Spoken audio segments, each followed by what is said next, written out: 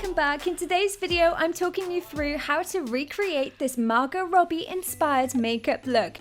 Today I'm using the Maybelline Master Strobe in liquid, and I adore using a primer like this. Just gives you that radiant look through your foundation. You don't always end up looking like the Tin Man, so don't worry, that does kind of chill out. Foundation today, I'm using the Maybelline Dream Satin Liquid. I'm just going to go ahead using my It Cosmetics foundation and concealer brush, and I'll just apply that all over my skin basically. And then I'm moving on to the Makeup Forever Concealer Palette. Now if your pigmentation isn't too bright, then this is maybe the option for you on how to cover it. However, if you do find that you've got really intense pigmentation or blemishes, then you might want to use the technique that I used in last week's Kendall Jenner video. Now Margot is all about that kind of Hollywood fluffy brow. So I'm just going to use those soap brows to add some texture. This one is missing a massive chunk and definitely has like a little bit of a bald patch going on, a little bit grim. And then just using another clean spoolie, I'm gonna smooth it out. Moving on to the Benefit Brow Pencil. Tried to use this to fill in my brows, but then had a terrible time. So I basically swapped to the Makeup Forever Brow Liner. This stuff is so freaking incredible for going over soap brows or anything that's like a thick texture.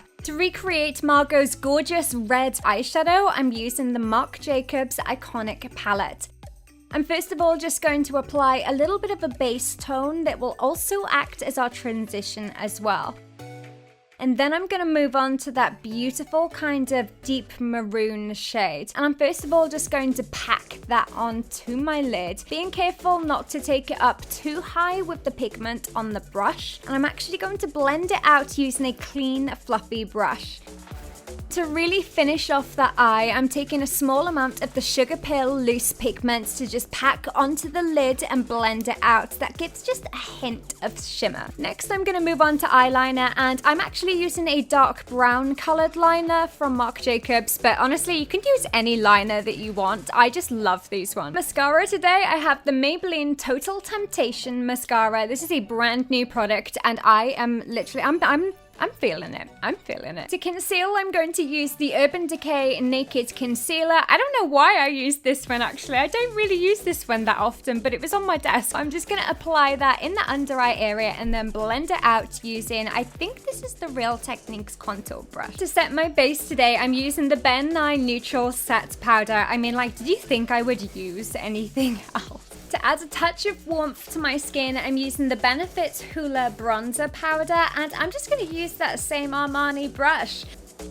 Before moving on to blush, and today I have the Maybelline Master Blush Palette, and I'm just going to sweep that fairly high on my cheeks today. Don't be alarmed, just kind of trust me, go with it. And then I'm just going to finish that off using the highlight from the same palette.